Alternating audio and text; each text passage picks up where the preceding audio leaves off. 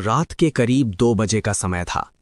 दिल्ली के एक पुराने सरकारी दफ्तर में अचानक एक फोन बजता है।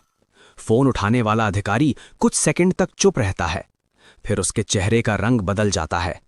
उसके हाथ कांपने लगते हैं। वो धीरे से सिर्फ इतना कहता है, क्या कंफर्म है?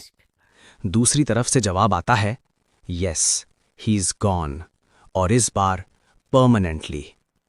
कमरे में सन्नाटा छा जाता है। वो आदमी कुर्सी पर बैठ जाता है और अपने सामने रखी फाइल को धीरे से बंद कर देता है। उस फाइल पर लिखा था, क्लासिफाइड, डू नॉट ओपन, और अंदर एक नाम था, एक ऐसा नाम जो शायद आपने कभी नहीं सुना होगा, क्योंकि वो नाम कभी ऑफिशियली एग्जिस्ट ही नहीं करता था। ये कहानी है एक ऐसे भारतीय जासूस की जिसका कोई ऑफिशियल रिकॉर्ड नहीं है, कोई पहचान नहीं, कोई इतिहास नहीं, लेकिन जिसने अपने देश के लिए वो सब किया जो आम इंसान सोच भी नहीं सकता। उसका असली नाम क्या था ये आज तक कोई नहीं जानता। रॉ की फाइलों में उसे एक कोड नेम दिया गया था, एजेंट वीर। एजेंट वीर एक छोटे से शहर में जन्मा एक आम लड़का था। न कोई खास पहचान, न कोई बड़ा बैकग्राउंड, लेकिन बचपन से ही उसमें एक अजीब सी आदत थी। वो हर चीज को बहुत ध्यान से ऑब्जर्व करता था। लोग क्या बोल रहे हैं, क्या छुपा रहे हैं, उनके हाव भाव क्या कह रहे हैं, वो सब समझ जाता था। शायद यही वजह थी कि किस्मत ने उसे एक ऐसे रास्ते पर धकेल दिया जहां से लौटना लगभग नामुमकिन था।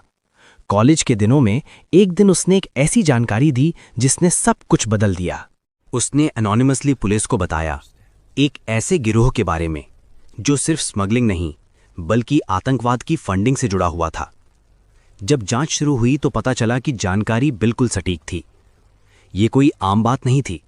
रॉ की नज़र इस मामले पर पड़ी और उन्होंने उस अनोनिमस सोर्स को ढूंढना शुरू किया। जब सच्चाई सामने आई तो सभी हैरान रह गए।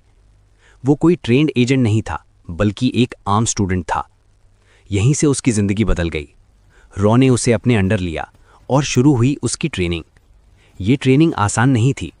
यहाँ उसे सिखाया गया कैसे अपनी असली पहचान भूलनी है, कैसे झूठ को सच की तरह जीना है, कैसे इमोशंस को खत्म करना है। उसे बार बार ऐसी परिस्थितियों में डाला गया जहां उसकी सहन शक्ति की सीमा टूट जाती, लेकिन वो हर बार खुद को संभाल लेता। धीरे धीरे वो एक आम इंसान से एक मिशन में बदल गया। कुछ समय बाद उसे उसका पहला बड़ा काम मिला। उसे भेजा गया एक दुश्मन देश के अंदर जहां हर कदम पर खतरा था। उसे एक नई पहचान दी गई, नया नाम, नया धर्म, नया अतीत, यहां तक कि उसकी पुरानी जिंदगी को ऑफिशियली खत्म कर दिया गया। अब वो अपने ही देश के लिए दुश्मनों के बीच रहकर काम करने वाला था। शुरुआत आसान नहीं थी।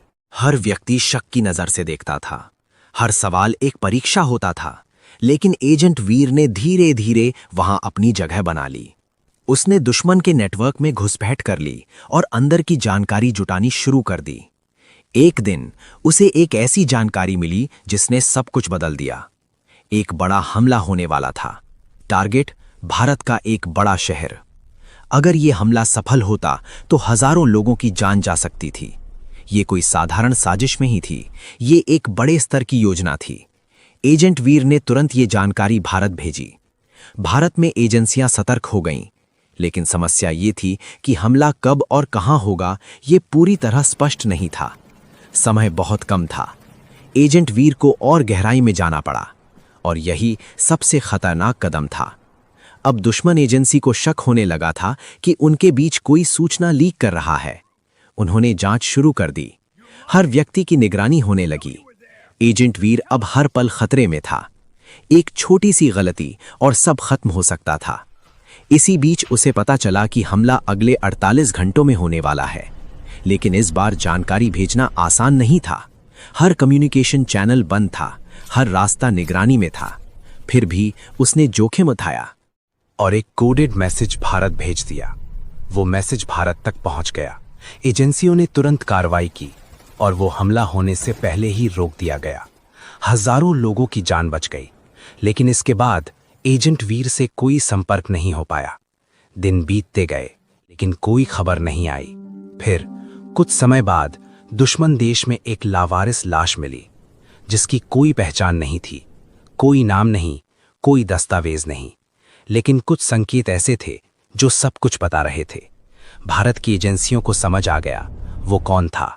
एजेंट वीर, जिसने अपने देश के लिए सब कुछ दांव पर लगा दिया, हजारों लोगों की जान बचाई, लेकिन खुद कभी वापस नहीं आया। उसके नाम पर कोई सम्मान नहीं हुआ, कोई घोषणा नहीं हुई, क्योंकि वो आधिकारिक तौर पर कभी था ही नहीं। आज भी उसकी कहानी कहीं दर्ज नहीं है, लेकिन उसकी कुर्बानी हर उस इंसान की जिंदगी में जिंदा है जो उस दिन बच गया, बिना ये जाने कि उसकी जिंदगी के पीछे एक गुमनाम जासूस की आखिरी सांस थी।